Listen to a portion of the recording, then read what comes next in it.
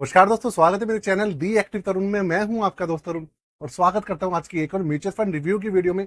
देखिए, आज जिस फंड की मैं बात करने वाला हूं उसकी भाई रिक्वेस्ट जो थी कमेंट्स के अंदर, बहुत सारे मेरे व्यूवर्स थे, मेरे भाई थे जो कि भाई उसकी रिक्वेस्ट दे रहे थे। तो भाई उनके कहने पर मैं इस फंड का जो रिव्यू है आपके लिए लेके हाजिर हो रहा हूँ। फंड है स्मॉल कैप कैटेगरी का, छोटी एएमसी है, छोटा फंड है, लेकिन इसने कुछ ऐसा कारनामा करके दिखाया है जो कि जो बड़े फंड है जैसे SBI, Nippon, HDFC, axis, Kotak, बंधन, वो लोग नहीं कर पाए हैं। लेकिन इस फंड ने कुछ ऐसा कर दिया है गिरावट के अंदर जो कि और कोई नहीं कर पाया है। मतलब मैं एनालाइज कर रहा हूं तो मुझे ये चीज जो है काफी अच्छी लगी इस फंड को लेकर। उसके बारे में बात करेंगे और कुछ बात करेंगे इस फंड के बारे में। पूरा का पूरा जो रिव्यू है एजुकेशन पर्पज के लिए है। किसी भी तरीके का रिकमेंडेशन, सजेशन, एडवाइस इस फंड को लेके या किसी भी फंड को लेके बिल्कुल भी नहीं है। टेक्निकल एनालिसिस है, पिछले जब से लॉन्च हुआ है तब से लेकर आज तक का पिछले 5-6 साल पुराना ये फंड है। तो बात करने वाले हैं, फंड का नाम होने वाला है ITI small cap fund, direct plan और रेगुलर प्लान। सबसे पहले समझ लीजिए डायरेक्ट प्लान और रेगुलर प्लान में डिफरेंस क्या है।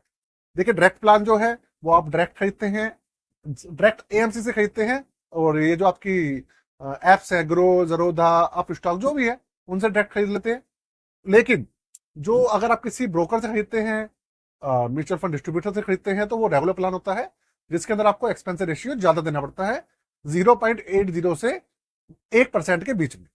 ठीक है, तो ये जो एक्सपेंस रेशियो होता है ये बढ़ जाता है, आपके जो रिटर्न है उतने ही कम हो जाते। तो ये जो डेटा है आपके सामने डायरेक्ट प्लान का है, लेकिन रेगुलर प्लान का भी सेम टू सेम ही है, कुछ ज्यादा फर्क नहीं है। अब शुरू करते हैं। चैनल पे पहली बार आए हैं तो प्लीज चैनल को सब्सक्राइब कर लीजिएगा और बेल के आइकन को दबाना बिल्कुल भी मत भूलिएगा दोस्तों।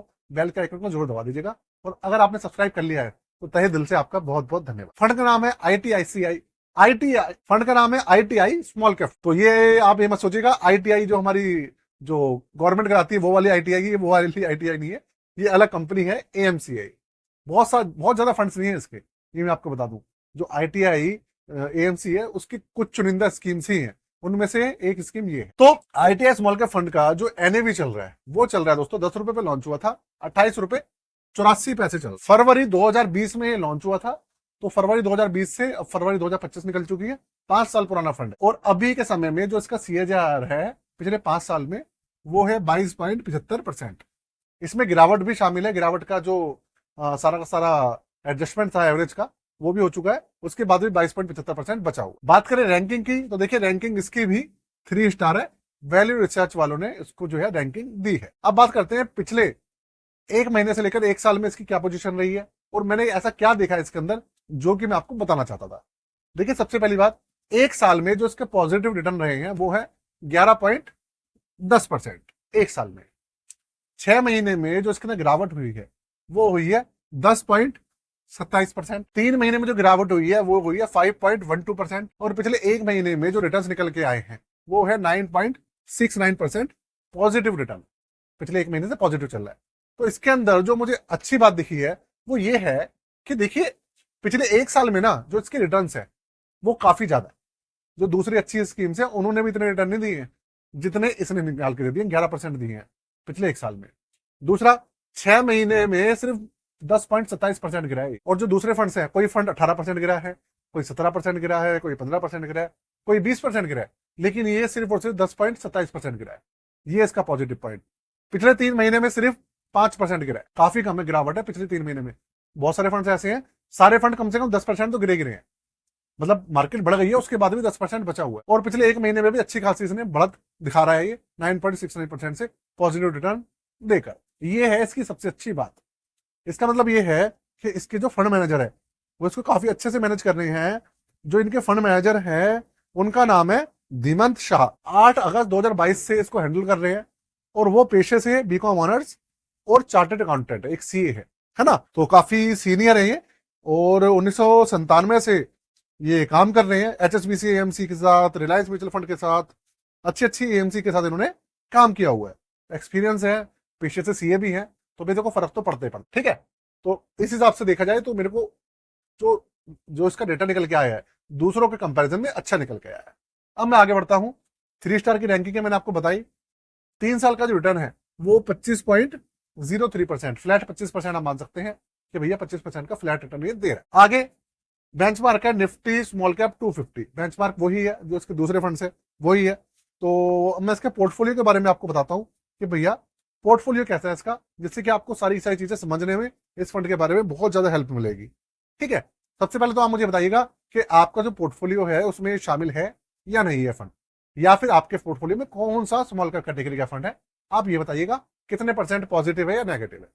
दूसरी बात, अगर पोर्टफोलियो जो आपका है वो रिटर्न्स वगैरह ठीक ठाक नहीं दे रहा है, या फिर आपका कोई नया पोर्टफोलियो आप चाहते हैं, या आपका जो पोर्टफोलियो है उसको चेकिंग कराना चाहते हैं, तो आप हमसे करा सकते हैं। डिस्क्रिप्शन में जाके सारी चीजें लिखी हुई है, एक बार जाके चेक कर लीजिएगा। और हर 1 साल 1.5 साल में आपके जो स्कीम्स है उनको खुद चेक करते रहिएगा, या फिर किसी ना किसी से चेकिंग जरूर करिएगा, जिससे कि आपका जो ओवरऑल गोल है वो आपको अचीव होता रहे।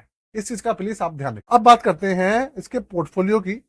97.54% जो पैसा है वो इक्विटी के अंदर है। डेट फंड के अंदर 0.36% है, ना के बराबर है लेकिन है। 2% बचा इन्होंने कैश बचाया हुआ। अब इसके अंदर टोटल 82 स्टॉक्स हैं इस फंड के अंदर।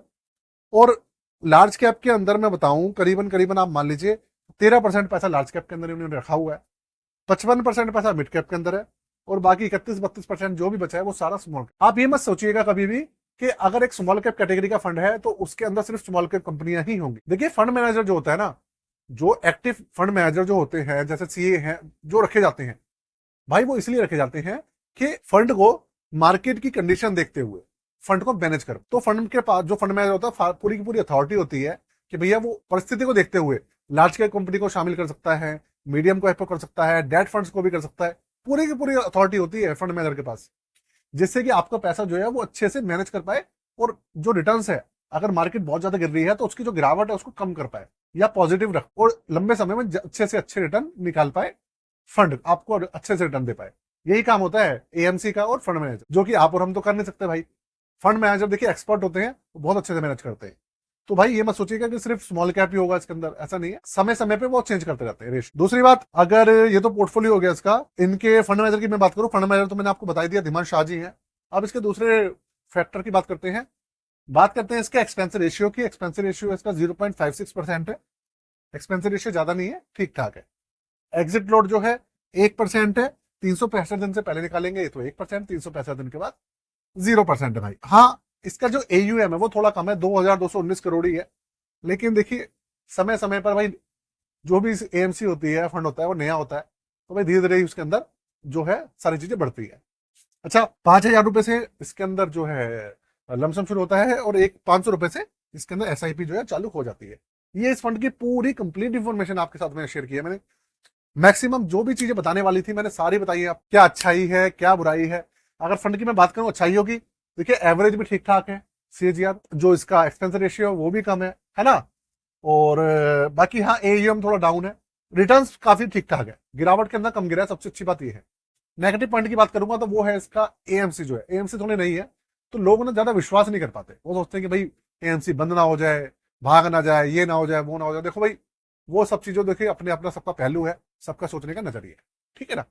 तो वीडियो कैसी लगी मुझे जरूर बताइएगा। आज के लिए इतना ही दोस्तों, चैनल को सब्सक्राइब नहीं करा तो प्लीज कर लीजिएगा। आज के लिए जय हिंद, वंदे मातरम।